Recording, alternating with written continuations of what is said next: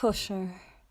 Not only criminal in its genre, but also in its tempo.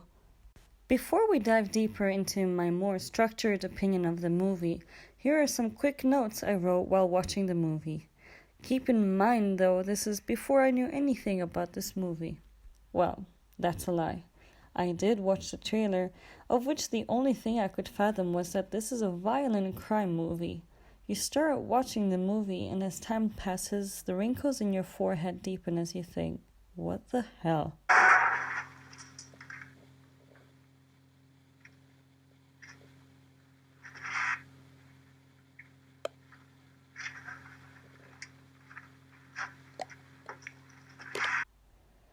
Now for the context.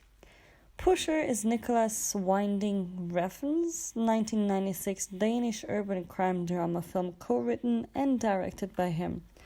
The film is not only a commercial success, it is also considered highly influential in Danish film history.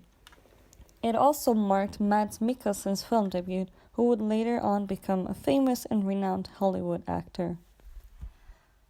The film is set in the criminal underground of Copenhagen, Denmark, and follows, over the span of a week, the story of the drug dealer Frank who, after losing a large amount of money in a drug deal gone very wrong, falls into desperation as he only has a few days to raise the money he owes. As time runs out, Frank gets more desperate and aggressive and takes drastic measures in order to gather all the money to pay off his debt. Why? He knows that in case of his failure, he will lose a limb and/or die. Pusher starts with an introduction of the main characters of the film.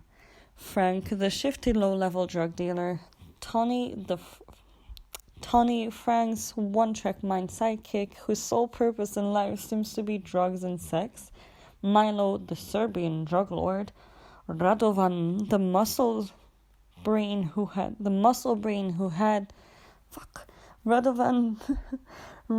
the muscle brain who wants to leave it all behind and start a bakery. Vic, Frank's not girlfriend but yes girlfriend, and Champagne Girl, in other words, an elite prostitute. After the introduction, we jump straight into the story. There are no explanations as to what is happening. The film unravels itself as it goes.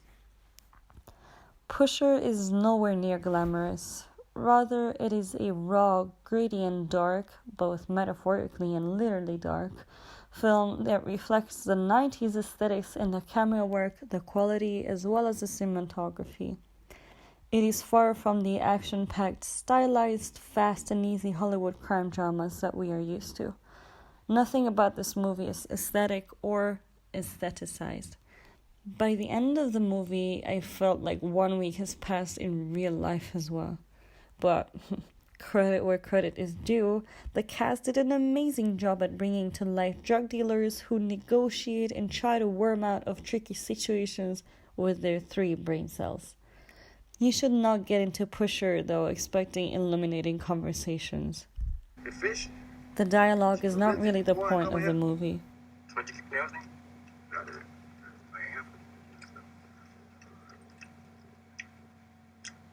Hallo? Hvad er det her? Er det banan eller også? En bare banan. Hvad er det? Hvad er det? Jamen, ja. Kan du gå med det? Jeg tror jeg ikke. En konjak. Og smag.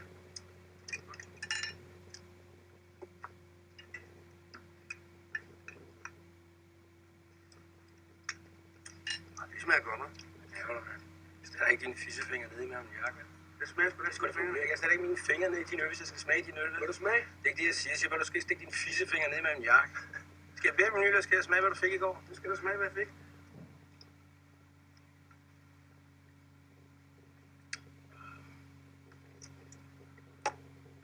Dårligt. Den der, ikke? Den har dobbelt så meget sti, som du nogensinde vil få. Den der? Ja, den der. Den der? Ja, den der. Det er fisk. Du får meget fisk, hva'? The reason the film gives such raw energy is not only because of its lack of flashiness. Many of the scenes were improvised as budget was tight and time was short. This, along with the handheld camera and raw editing, gave the film an even more realistic and natural feel. Pusher exposes Copenhagen and faces us with reality.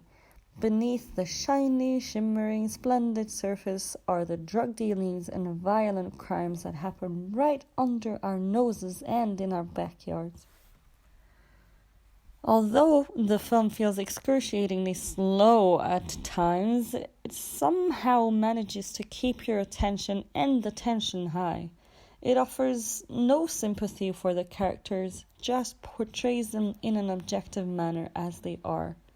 Moral of the story: stay in school and don't do drugs, kids.